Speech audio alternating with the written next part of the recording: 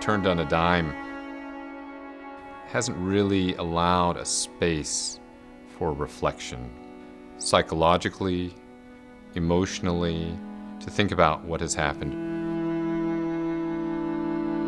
As a primary care physician, I've had many patients who have had many family members die of COVID. My clinic's near the mausoleum where the Stanford family is buried, and I frequently walk there at lunch. And I thought, what more fitting place to have a remembrance and commemoration and celebration of life.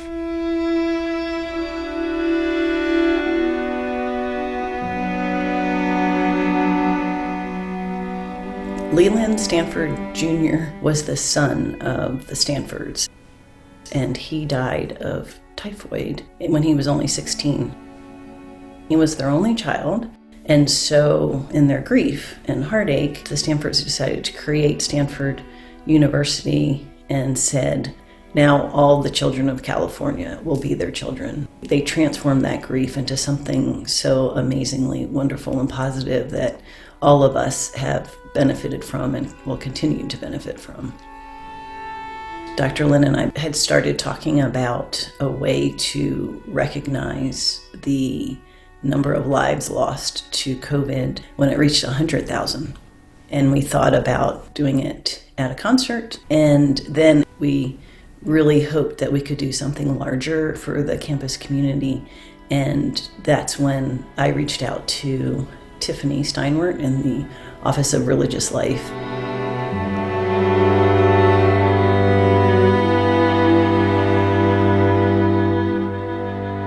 We needed, as a community, a way both to honor and remember the immensity of the loss.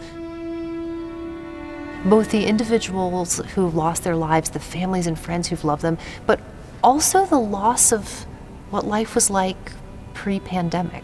So in that moment, I knew we needed to do it. I just didn't know how. But Bryant Lynn and Jackie Genovese and Chris Costanza actually did know how. In short order, we got some ideas going, and I started to compile a playlist of music that the walker could listen to. And I decided I wanted to feature Stanford performers and composers. And then the project started to develop, and it got more and more exciting and more involved in a sense. We had some brainstorming sessions and incorporated too what we were hearing from our friends and colleagues, particularly those on the front lines.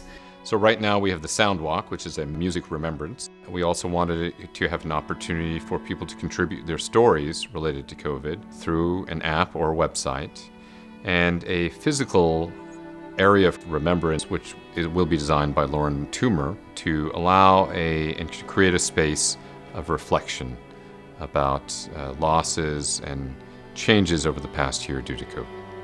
I think the Soundwalk is an opportunity for our campus to come together, and it offers people a brief spot in their day to think about what this pandemic has meant to them, and to do so surrounded by beauty of the campus, of the landscape, and of the music.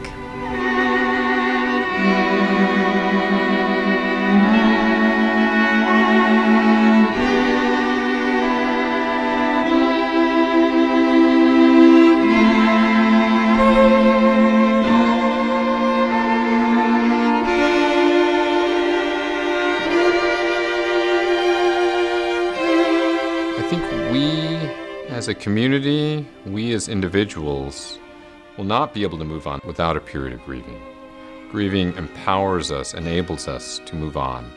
We do have to move on. I mean, you have to move on with your life, but it doesn't mean you shouldn't grieve. We learn to find a balance. We learn to remember what we've lost. We learn to grieve in the context of moving on. Allowing ourselves to go through that process, whatever that process is, however long it takes, is fundamental to us carrying on with our own lives.